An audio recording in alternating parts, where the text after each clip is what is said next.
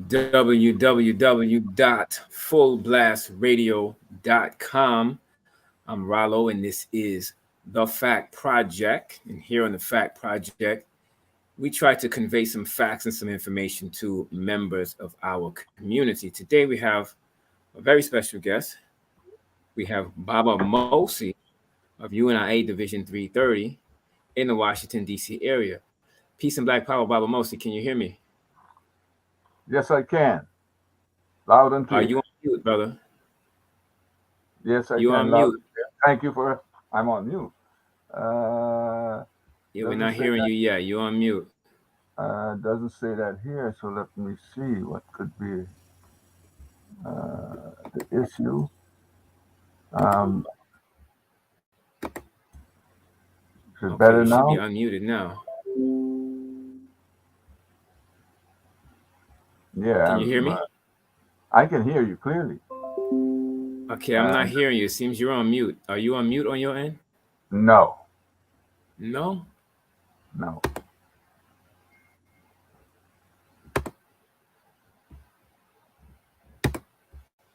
Muted. Okay, what So about now?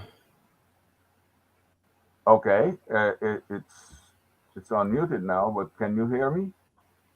Yeah, I'm still not hearing you. Wow. Uh, that's interesting.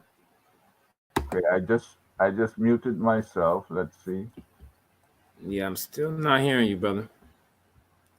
Hmm. Did you try to Uh, unmute on your end? yes, I did. Um, Okay, now you're muted. Can you unmute? I unmuted. Okay, no, I got it. It was a problem on my end. Uh, Sheesh. All right, I'm with you now. Sorry about that. no Baba problem. Mosi, welcome. Thank you. Thank you for joining us today, brother. How are you? Hey, I'm good, and thank you for having me. Oh, It's a definitely, pleasure definitely. and a privilege. Yes. Yes, Now, you are out of the UNIA Division 330 in the Washington D.C. area. Is that correct? Rescue me if I'm wrong. Washington D.C., the UNIA Division 330, UNIA ACL Rehabilitating Committee 2020. To make that clear. Okay. Yes. Okay. And so most of us were not born with this information as it relates to Pan Africanism and Black nationalism. Mm-hmm. We learned, well, we certainly didn't learn this sort of thing in schools, Mm-hmm. and many of us didn't learn this at home. So, how did you originally come in contact with this information? What is the Baba Mosi story?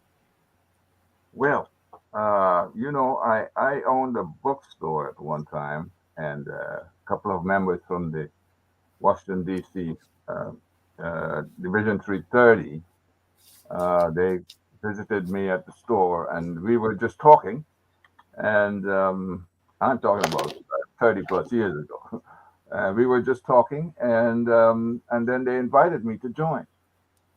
Okay. I didn't at first, but after a while, one of the guys, we became good friends, and I eventually got in because it was a matter of timing, because they met on Sunday, and I opened on Sunday at the store. But so I eventually was able to make a move. So, and that's like I said, 30 plus years ago. So, we talking 1990 something maybe? Yeah, 1990, around 1990. Yes. Oh, wow. Okay. And so, you had the bookstore. Where was that located? That was in the Langley Park, Maryland, just Okay. outside Washington, D.C.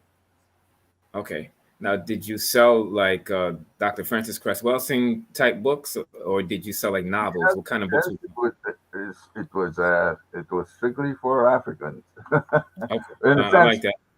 yes. And another aspect of it was that, I when I opened the stores, because there were other black bookstores, but I did not find books from the Caribbean where I'm originally from. Okay. So I started getting books from the Caribbean and added that to the books I had from other places, continental Africa as well.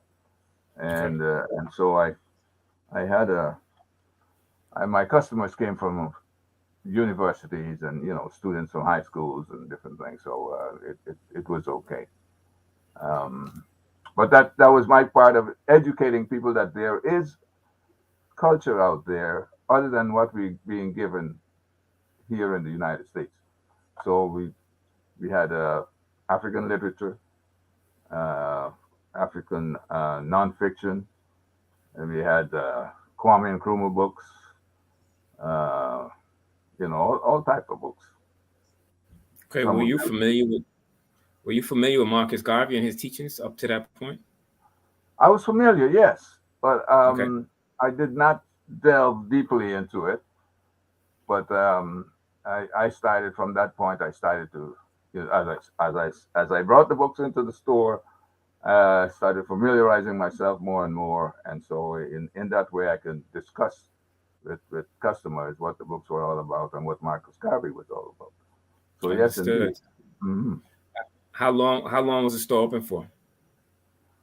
I had that store for about 13 years. Okay. Yeah. Did you get support from the community? Because some people may not be interested in books. You know, the book buying community is out there, but you have to reach them. So did you get support from the community when you did have the store? I did to a point. Um, like you said that people are saying that black folks don't read and all that. That's nonsense. But it was a matter of books are expensive, and a lot of black folks they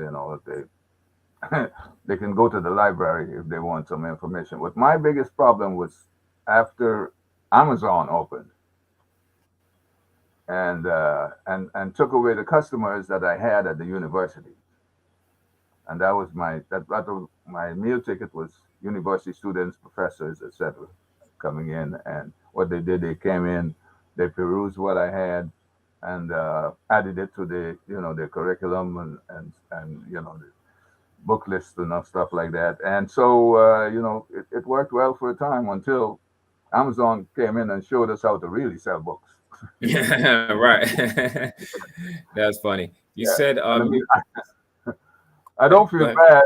bad that I eventually had to get out of it because there were some huge chain stores within the area, and they went down too. So I'm Okay. still proud that I was able to last.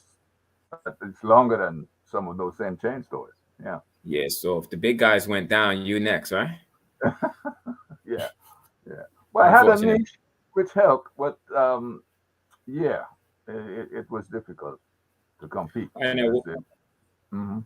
prices What for was some? books were lower Yeah. at Amazon, far lower than what I could offer, and so that was one of the reasons as well. Okay. Now, what were some of the titles that you sold? Do you remember? Yes, yes, like we were talking about, like so Marcus Garvey's books, Philosophy and Opinion of Marcus Garvey. I sold Malcolm X. The all the books on Malcolm X. I had lots of books on Malcolm X by different authors. Uh, black books in general. I sold also books out of Asia, dealing with the Vietnam and China, and just to get black folks to understand that they just can't be insular. When you're reading, you need to widen your horizons, and so that was one of the reasons why I brought in other books as well. But yes, Dr. Welsing, like you mentioned, her book, yeah. Uh, um, Chancellor George Williams, Chancellor Williams. you know, Okay. Chancellor Williams. Lots of the authors, any main author that you can think of when it comes to black books, I carry. Okay. And Yeah. were you around for the Black Power movement of the late '60s, like mid '70s? Yes. Were you Um, involved? Were you involved with that, or you weren't really I, involved with it? well, I didn't really get involved in that sense. I had what you would call a left leaning uh, way of approaching things. And so mainly all I avoided those because at that time I was a student and all that, and did not have the time to get into things deeply. But in the end, You can't avoid it. Right. So that's one of the reasons why I also got into the book business. It's from reading all these books um, on, let's say, Black Panthers and anybody else you can think about. Yeah, Huey Newton's books. Yeah, What about videos? It was probably VHS back then, but did you sell videos also? I sold videos. Yeah, but not too many. My store was mainly about books and music. So Okay. I sell the sold CDs and tapes, a cassette Oh, tape. Yeah, and okay. then later on DVD and DVD and CDs. So yeah. Okay. Now, part of as a member of the UNIA, I'm sure you were involved in your share of activism. What kind of projects did you take on? Well, the main thing was trying to, let's say, raise the consciousness of African folks because the UNIA, even though it existed, not a lot of black folks knew much about it, or they thought that yes, Marcus Garvey did exist, UNIA did exist, but they weren't seeing or hearing much about it. So in the back of their minds, it was lost. It was out of play. And when you want to bring people back into the scope of what they're really in, um, you have to do a lot of talking. So we really were out there trying to raise the consciousness of black folks so that they understand, why Garvey was there, um, what he started as a movement, how large the movement was, where we're supposed to be going, and much of the history of Garvey is what we dealt with, so as to build up our membership force and widen, the knowledge of black folks everywhere about UNIA. And was that hard to sell? Because I feel like anything that functions outside of that European frame of reference, a lot of people will kind of not really want to embrace it. So was it hard to pitch that kind of information to the people? Yeah, well, even today, um, you know, when folks have to have an incentive, something let's say economic too, and so if it's not something economic, people tend to just like go, we'll wait and see where that goes. So what is needed really is an economic upsurge so that people will understand. And coming from black folks, that is, and coming from what we are putting out there, we need unity, and we have to talk about that too. So yes, it's hard because let's face it, the distractions are everywhere. Video, video games, sports, and the more technology advances, the more and more people are distracted.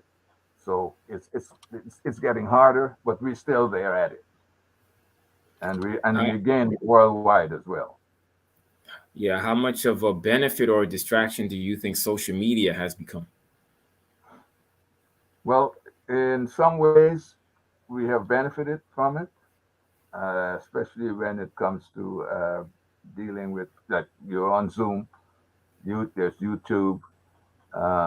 We can put things out there on Facebook.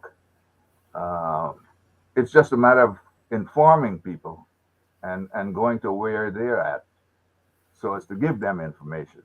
You know, so we're working on it all the time, and that's part of my duty as the minister of information. So it's difficult, but it's not something insurmountable. We can do it. Yeah, you mentioned unity. Now you're saying it's not insurmountable. How do we encourage that solidarity and that unity? How would you propose we do that?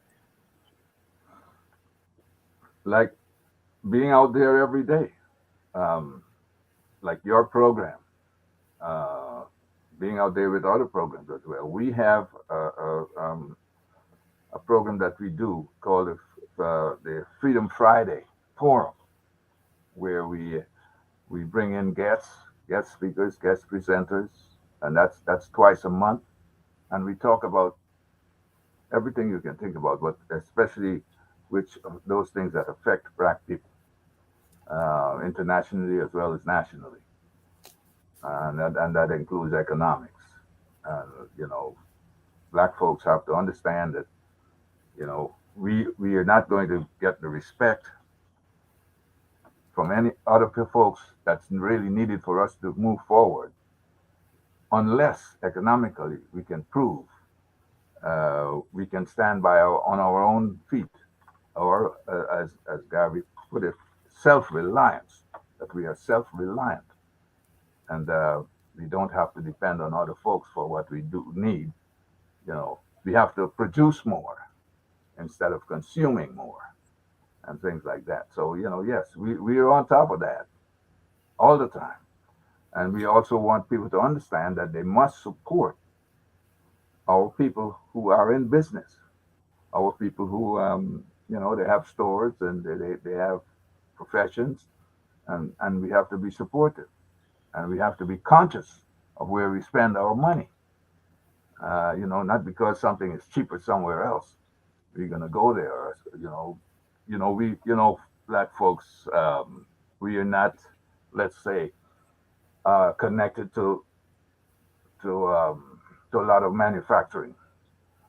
The people who are producing a lot of stuff, we're not really connected. We purchase things, but not in the quantities that will give us an advantage where pricing is concerned. And so most of the time, Black folks are out there uh, merchandising, but at a steeper price than competition coming from other folks. For instance, there are folks who own distribution centers all over this country, and they have connections with their own. They know how to do it. We are still learning, and it's necessary that we make people understand that this is how it is. And so if a price is about 5 or 10 cents more, just don't run around the corner because it's 5 or 10 cents more. Understand the money, keep that money within our own community is what will help our community to grow. What will help ourselves to employ our own folks because it's our business. And for our community to thrive, we need to have our own businesses thriving as well. We need also exceptional amount of group loyalty. You perhaps maybe heard a story a couple of years back where Koreans were opening barbershops and cutting Afro hair for $5. And Oh, like it's the same thing. yeah, Yeah, it's the and the same thing. brothers were going there instead of supporting the black barber. What more can you tell us about what kind of goes behind that mentality of supporting people outside of our community, but because their prices are lower? Well, look at the other side. Women spend more money than men do when it comes to on selves and like you say, sartorial things. You know, uh, People who were a lot of Black folks who had these nail shops and hairdressing and all that stuff. I think things are moving in another direction now, but let's face it, just as you mentioned, you had people coming from foreign places coming in our, and I say foreign because they're coming from out of the neighborhood, and they come in there and they open something and they're cheaper. So what do our folks do? Hey, it's cheaper over there. They don't think that this is going to have a negative effect on our community. They just think it's cheaper over there. Right. So that's one of the problems we've had. Our corner stores are gone. We don't have corner stores and all that anymore. Let's face it. Um, Yeah, they're not thinking about loyalty to the group. They're just thinking about their yeah, own pocket as yeah. individuals, as opposed to considering the group. Well, it's what's inculcated as we as we grow. We're not taught these things in schools. The school curricula is not about us and how we move forward. It's about everybody else, even the images of self. You know, a lot of us still don't like ourselves. The imagery trying to change our image and trying to look like somebody else. And that sort of thing is what Marcus Garvey had tried to put into the heads of our people when he was around, and he taught his followers how to think in a way that they would be respecting themselves as a people, and that the beauty we got from God, as he would put it, you know, we should be satisfied with it and not allow other people to give us that sense of beauty that they have, but we should, we should develop our own sense of beauty. I mean, before we were captured and brought into these areas other than Africa, African beauty was the beauty that was written, and somebody else couldn't tell you what African beauty was. But here in captured, brought, desensitized to what an Africanness is, we adopted other people's, paradigm of beauty. So, there it is. It's taking some time even now. Our children, we still have that problem with light skin, dark skin, you know, hair, good hair, bad hair. It's still around, and what drives me nuts is when I hear young kids, you know, you know, talking like that. Then we have TV that's not doing us good in that sense either. We have a lot of programs on TV that is showing us what beauty is supposed to be. Our own TV stations are peddling a lot of that stuff. Of course, we understand why, but slowly, I can tell there are some changes. Slowly, because other people are complaining about what's on TV now when it comes to, let's say, advertising.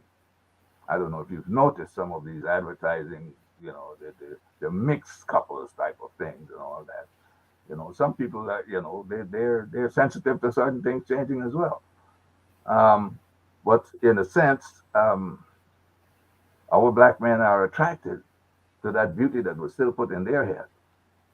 And so when they go move off to somewhere else, searching for that European beauty, um, they're causing a problem for some others who dislike the fact that that's what they're doing.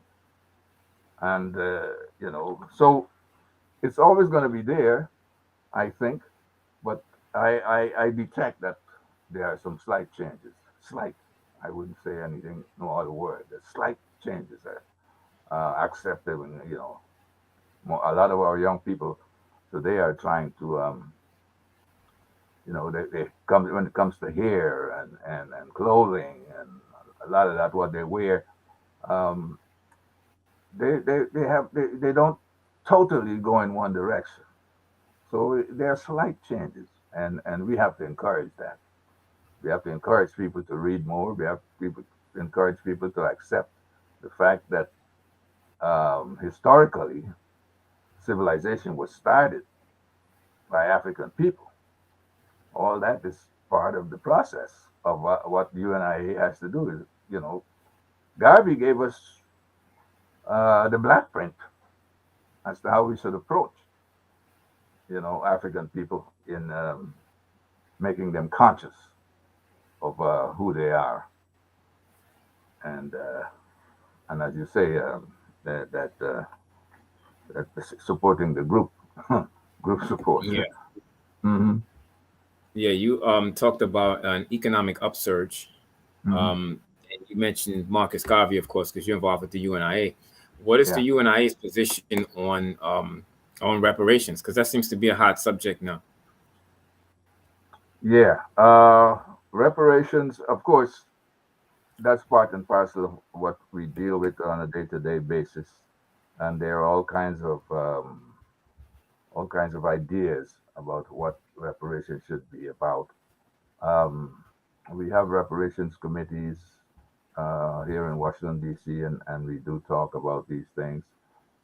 But when it comes to reparations, we don't. What I'll tell you is that We don't want this reparations thing being about money.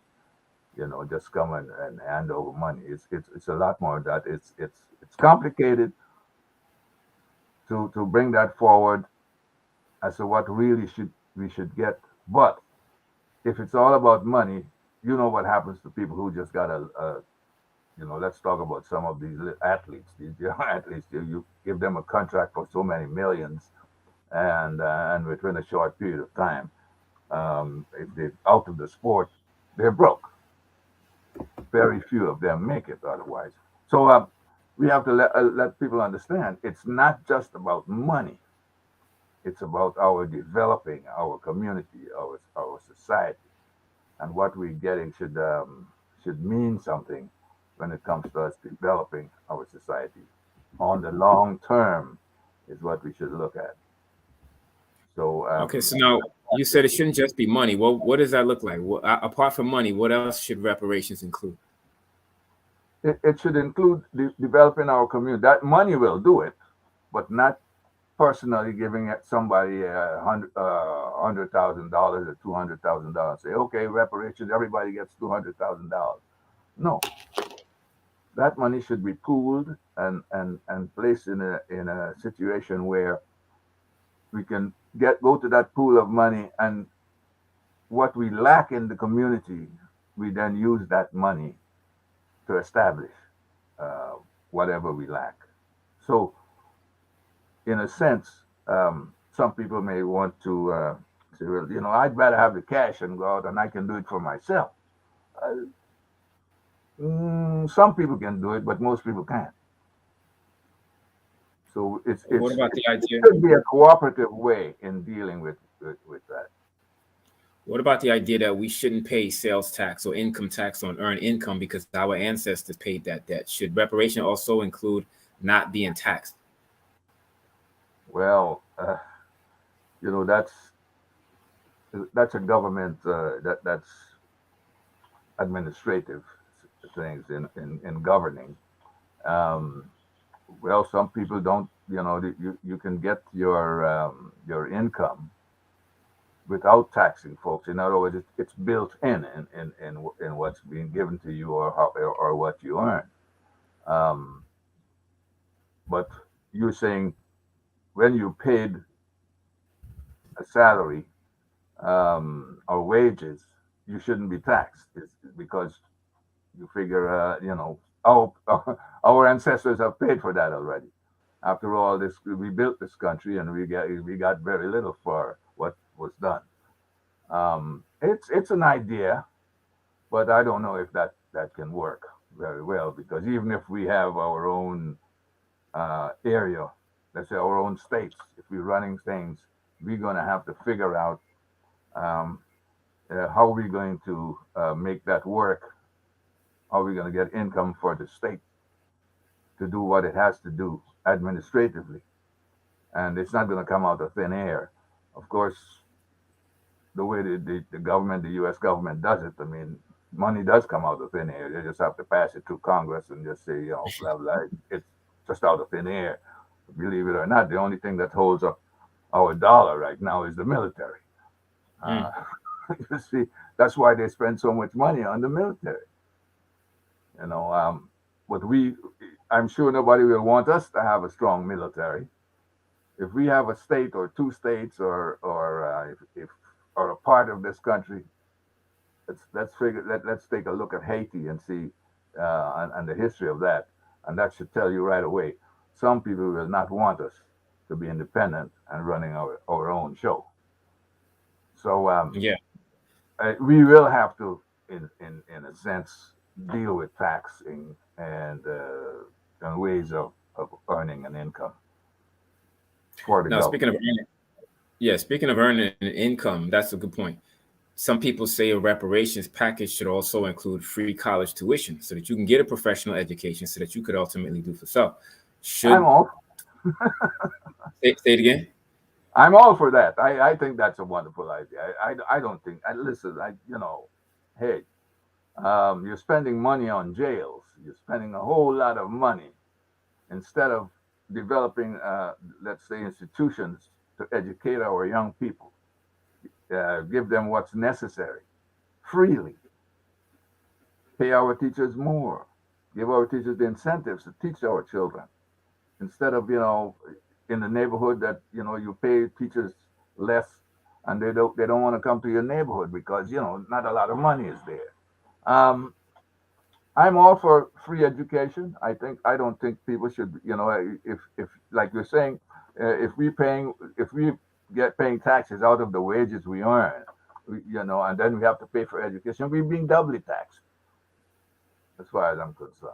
So I think That's right. education should be free. Okay. Absolutely. And now, is it possible for land to be part of a reparations package? I don't know if they have enough land to pay back the debt that they owe using land. So some people say free land should be part of the equation. What is your opinion on that? Well, there is land. There's land.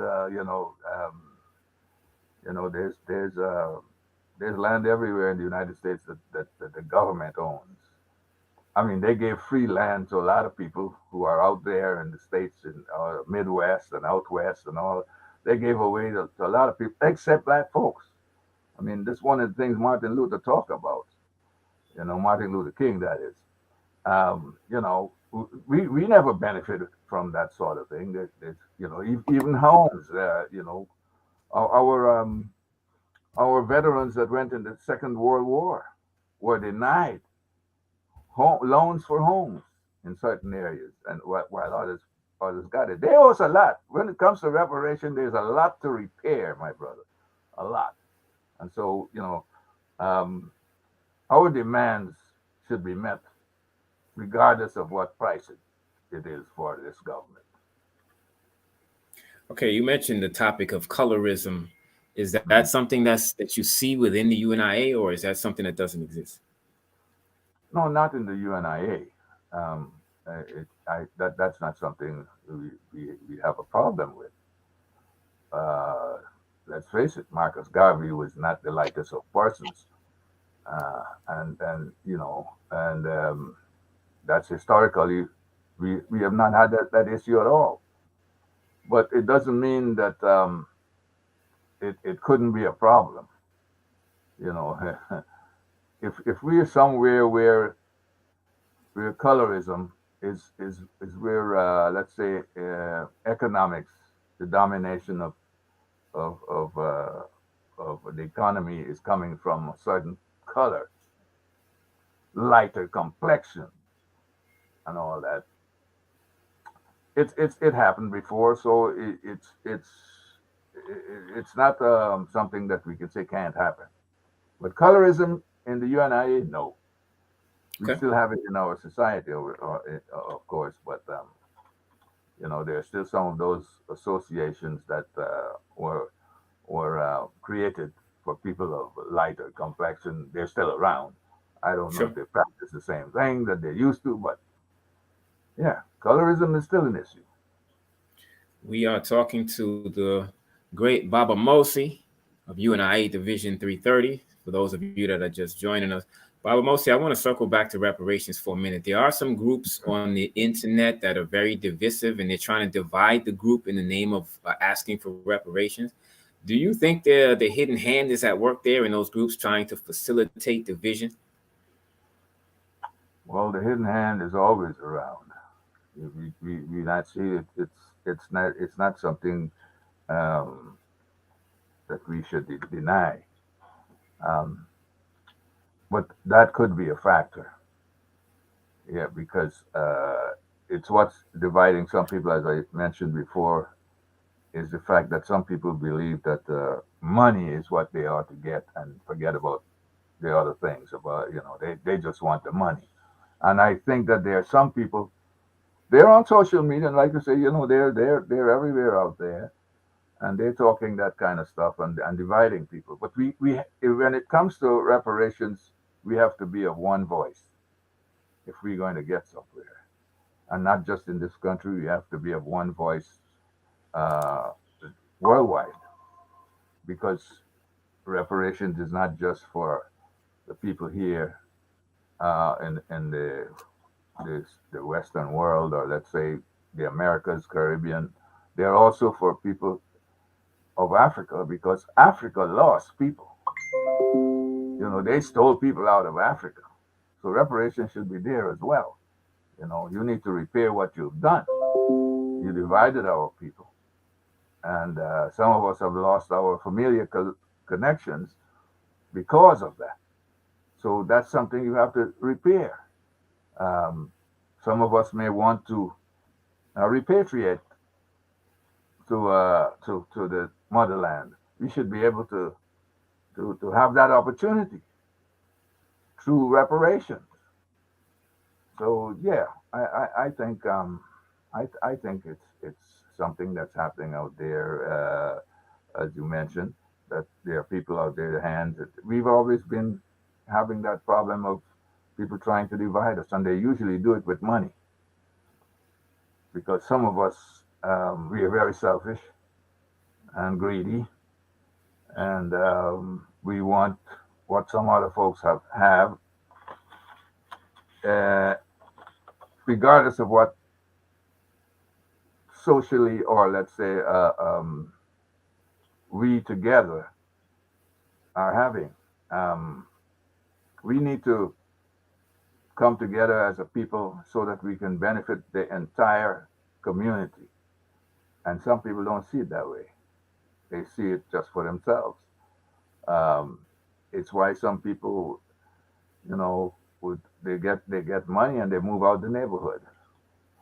They got to go live somewhere where you know they aspire to have a certain lifestyle. And so instead of using that money in the neighborhood you're in, you move out the neighborhood.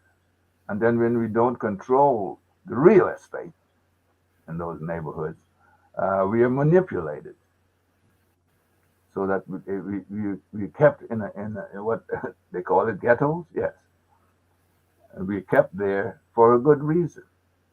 Um, but we do need to be conscious that we cannot be manipulated, continue to be manipulated if we want to progress. I'm sorry. No worries. Yes. You mentioned you mentioned land ownership. How important is that to the UNIA to this day? Owning land. How important is that? Oh, it's very important. It's very important. Uh, Land is power. Everybody knows that. There's some societies that's everything that's all they think about, owning land. It's why we were pushed off the land that some of us, and historically down south and elsewhere, um, we were pushed off, or our lands were stolen because of the power of land. Uh, it's the heritage that it leaves.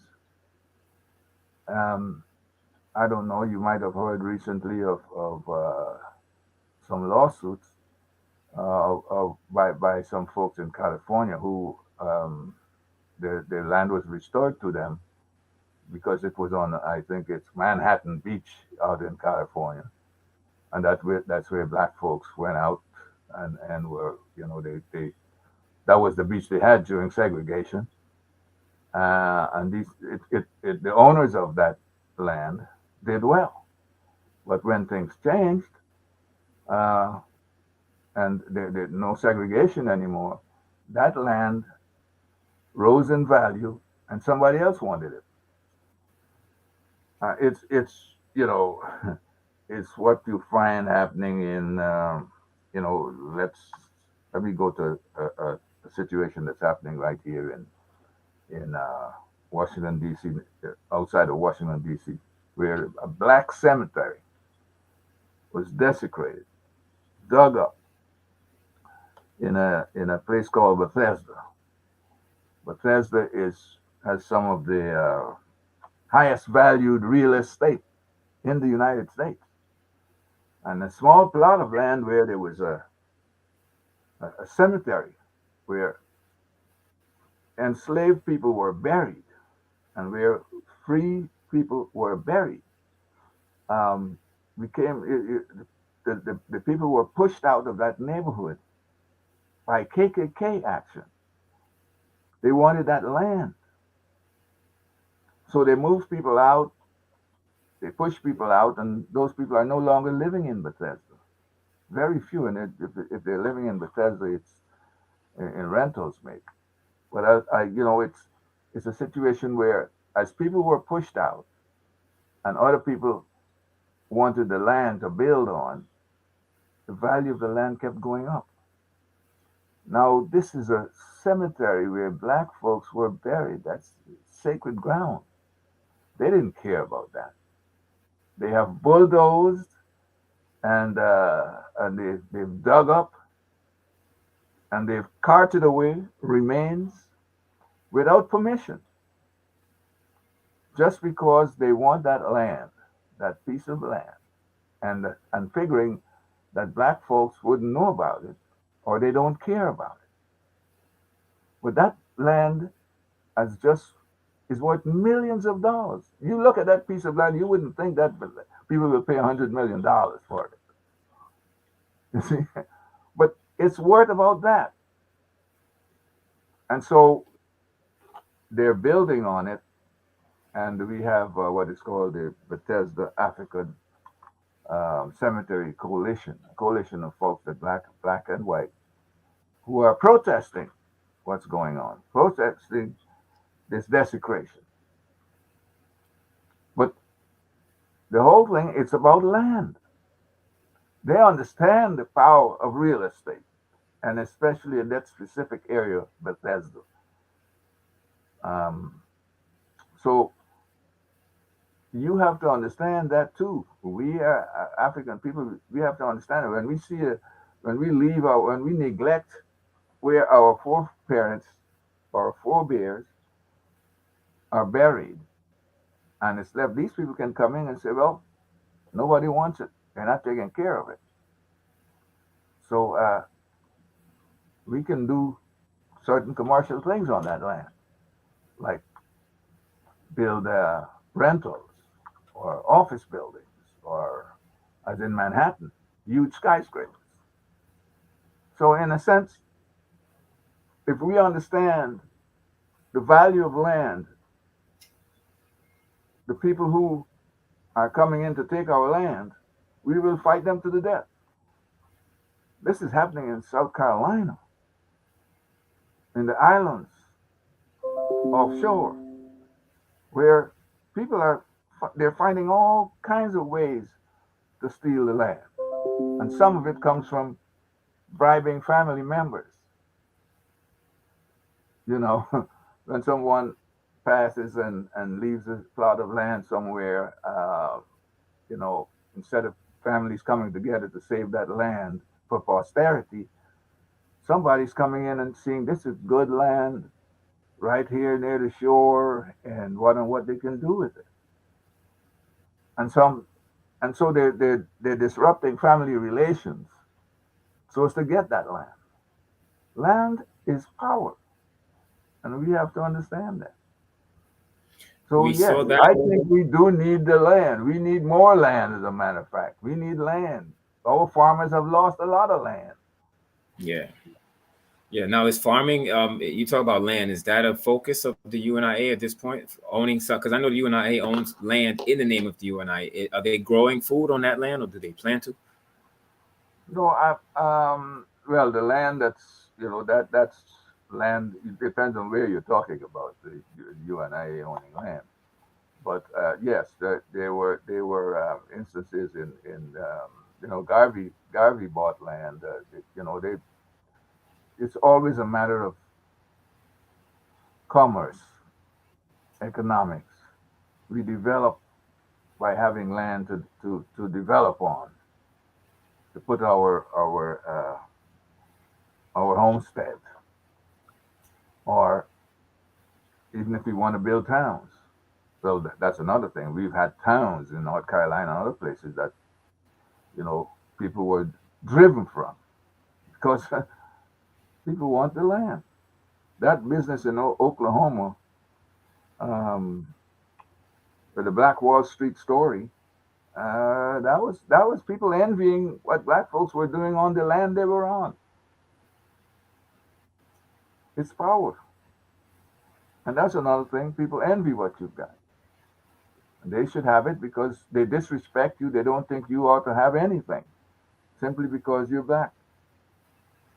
Racism is a serious business, and yes, and you know, white folks thinking that they have a divine right to have certain things. That sort of mindset is still around. So yes, but land. We need land to farm. We need land to do everything. But of course, you might have heard even the federal government did things to destroy our farmers. White farmers got loans, black farmers got nothing, and they had to go to court to get certain things redressed. Now, that's part of preparatory uh, um, work to be done. Let's get our land back that was stolen, and a lot of us don't even know because we were shifted out from where we were before. Our forebears were. Families moved north to get because of all that kind of shenanigan. But we may have lost the records and everything else, but we have to research this stuff because there's still land out there. But of course, we need to know what we will do with that land when it comes to economics. And So, our folks must have an education in that, education in economics, an education in science and all the productive uh, uh, skills and knowledge that's necessary for us to develop our lands. now, Baba Mostly, in order for us to develop land, we have to work in one accord with each other. You have some of our people that, embrace different ideologies. Some people may be Christian, some people may be Muslim, some people may be neither. It's been said that we don't need total unity. We don't have to agree ideologically on everything, but we need operational unity. We need to be able to act in one accord with each other. What is your opinion on that? Well, I do agree that we do have to act in one accord, despite our differences. And our difference is our they shouldn't be a barrier to anything that we want to do to progress as a people.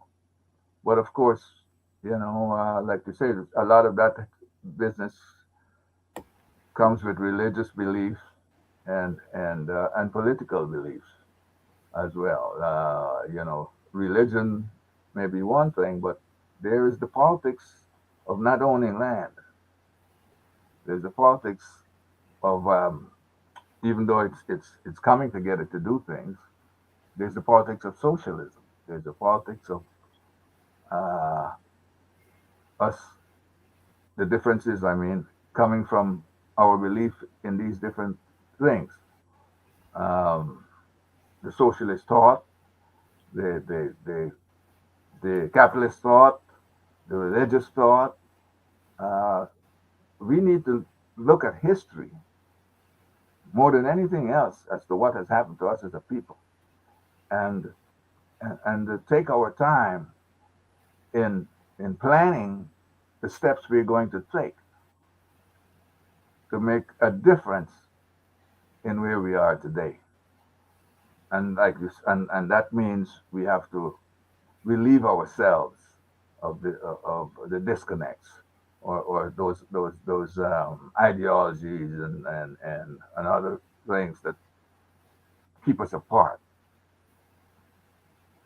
So in a sense, it's not going to be easy because people have these deep beliefs. A lot of people have deep beliefs, and you can't change them that easily. Uh, what to do?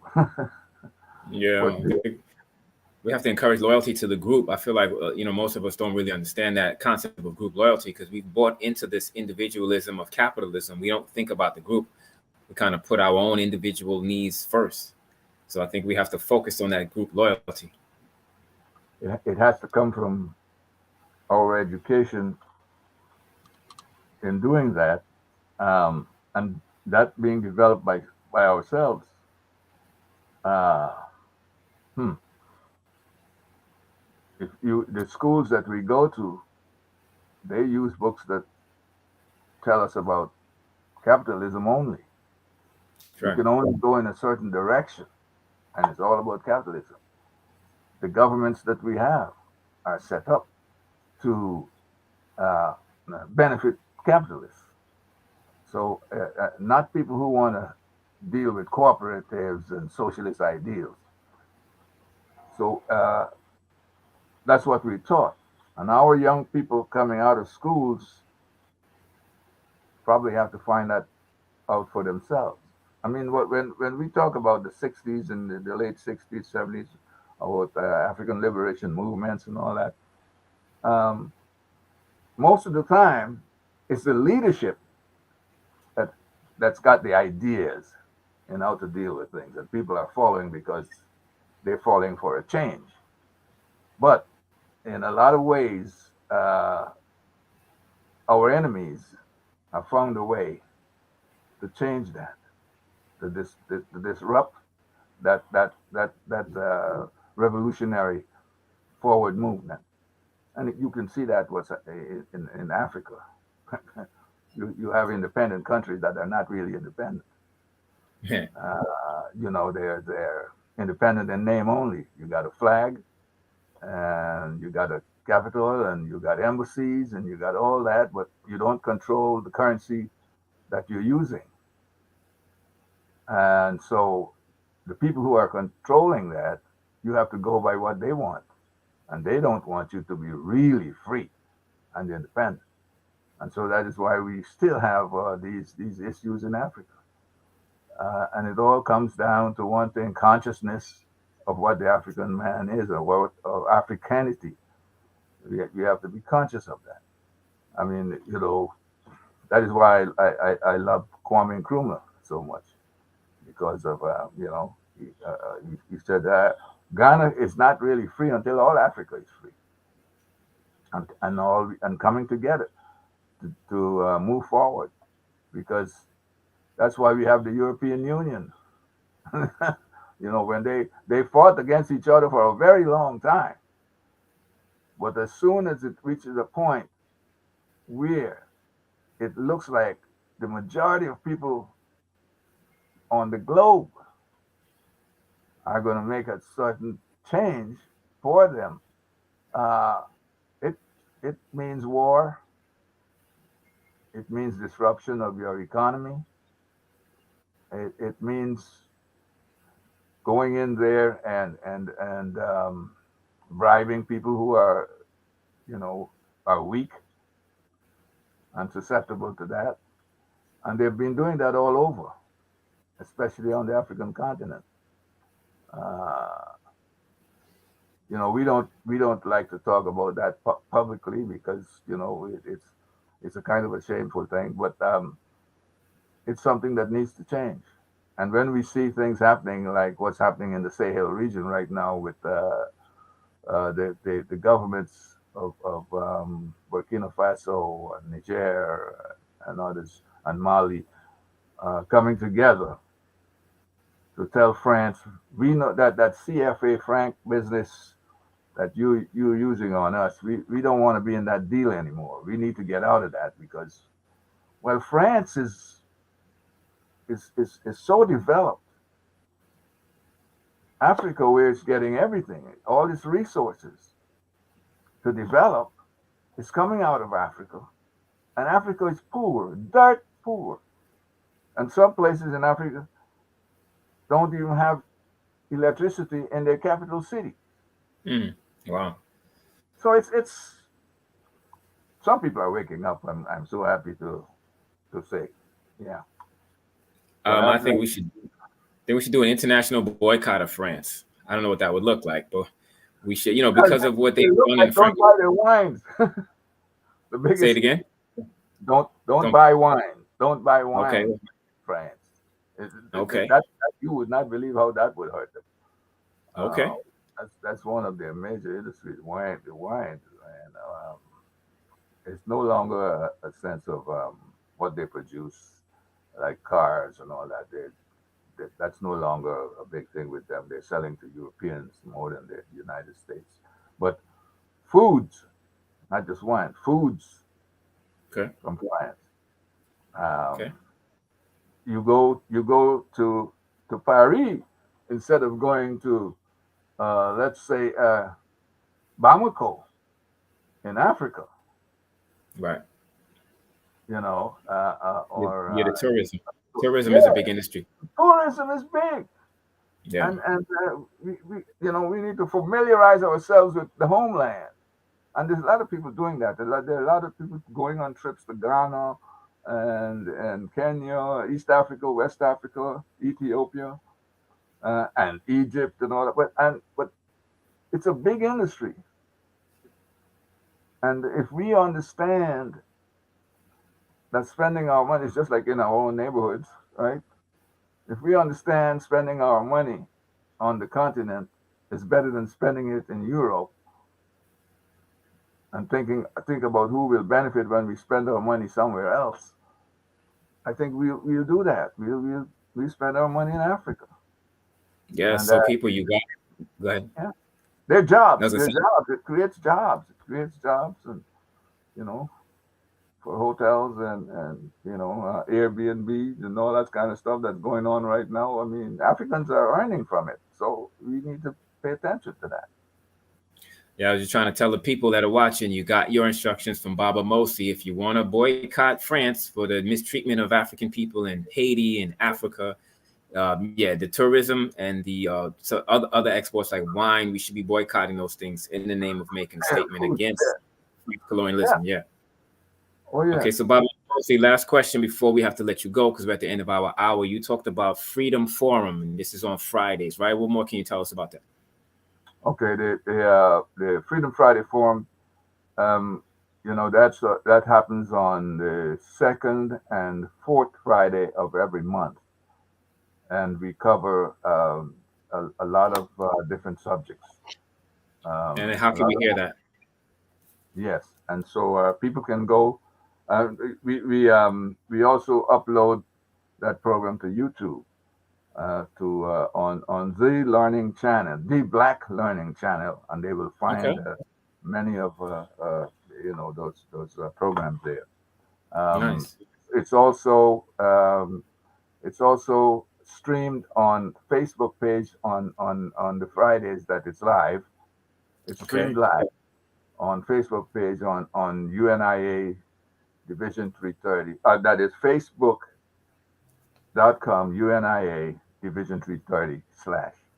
And okay. so yeah, so they can do that. They can see us live, see when we're covering different programs, and we do cover it in reparations. We've done stuff on reparations. We've done stuff on economy. We've done stuff on violence. We've done stuff on youth. Done stuff on philosophy. We cover a lot of subjects, and And that so includes Brother Senghor Baye also. Is that correct? oh yes, Baba Senghor is one of the key people.